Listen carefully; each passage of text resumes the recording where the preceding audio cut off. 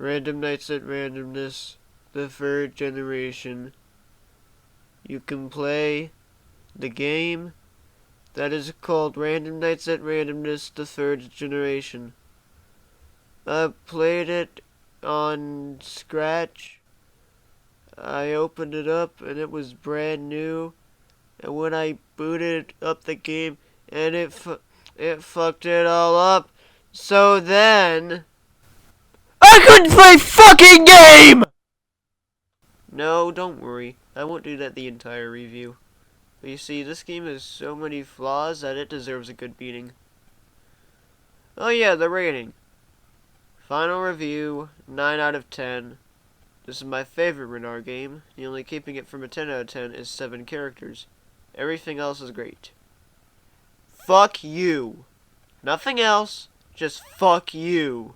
And you'll see why I say that in a moment. Alright, let's see the story.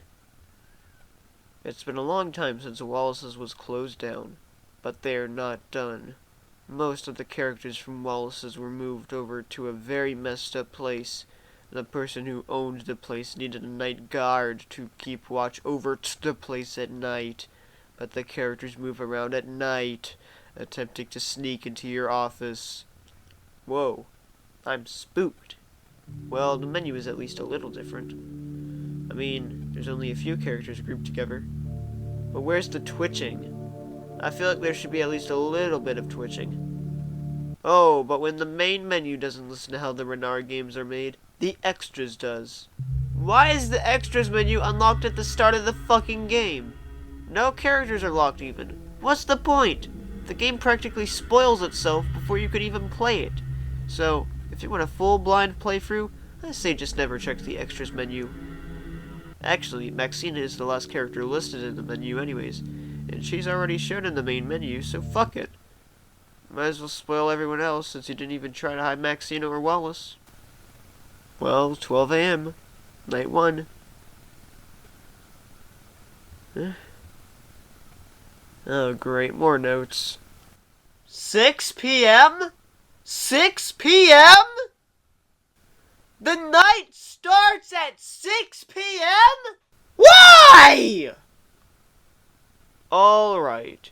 So, we're in the Return to Freddy's 5 unfinished demo office with the Return to Freddy's 5 runtime demo map visible from behind the gates. And you can also look into the back, which reveals whatever the fuck that is. Now, you probably noticed this, but there's no fucking cameras. Yeah, you're stuck in this factory for God knows how long, working that night shift from 6 p.m. to whenever. And there's nothing to do. How am I supposed to do the job of protecting the place without security cameras?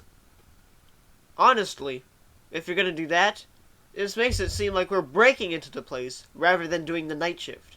I mean, think about it. It starts off at 6 p.m. and you get no cameras. It's like that one fucking game, Five Nights at Candy's 2. Yeah, you're staying 5 nights at the abandoned factory, you're breaking in, the time is 12 p.m., well, used to be, and the game only relies on one mechanic. Though, Five Nights at Candy's 2 has one redeeming factor that this game lacks. Cameras. I'm not over that. Why no cameras? It honestly tries to be like Five Nights at Freddy's 4 with the lack of cameras and hiding from the animatronics. Okay, listen. Five Nights at Freddy's 4 isn't that bad.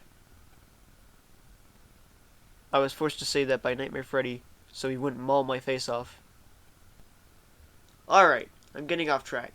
Let's just get this shitfest over with.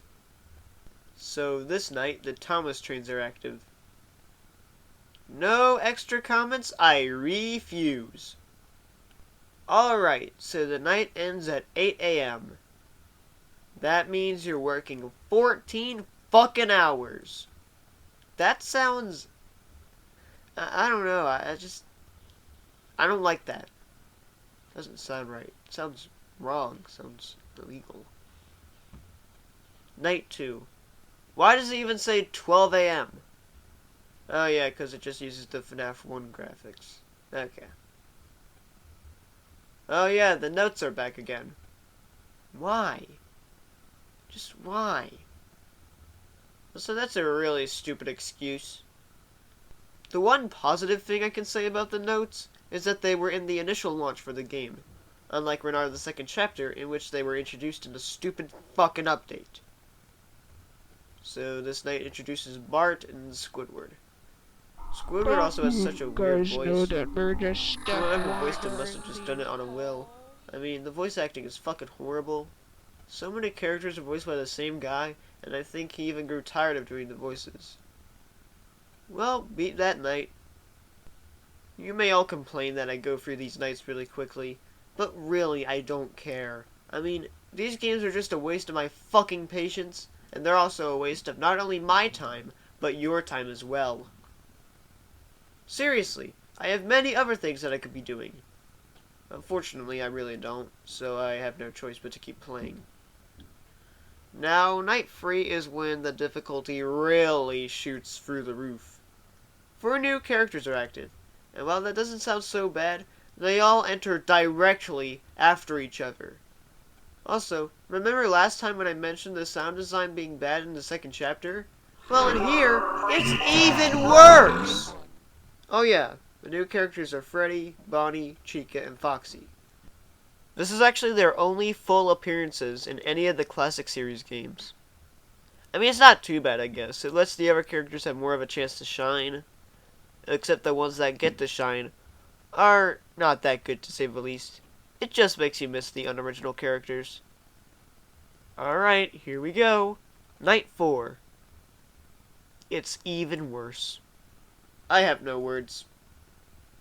Anyways, Night 4 adds 4 more characters. Red Bear, Spring Bonnie, Golden Lockjaw, and Golden Kitty.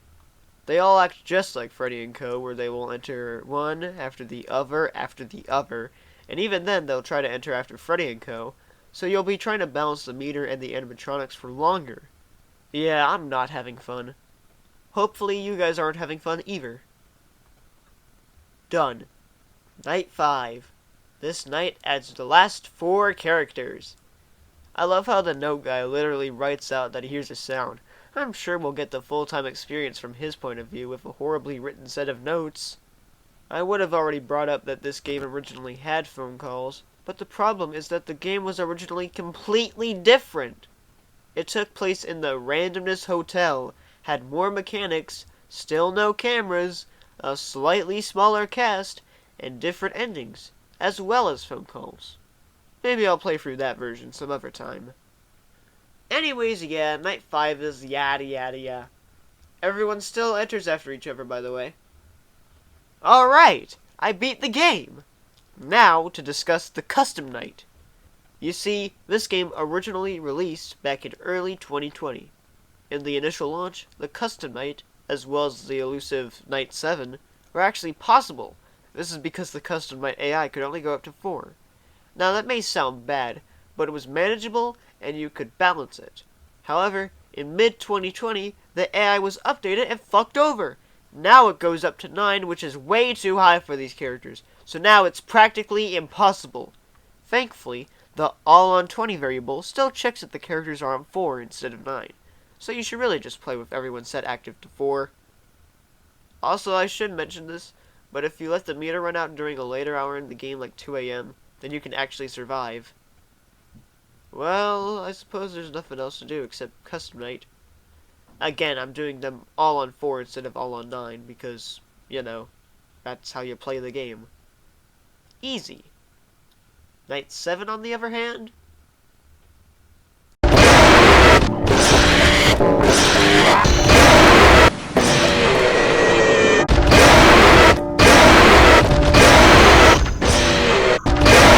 It's not worth it.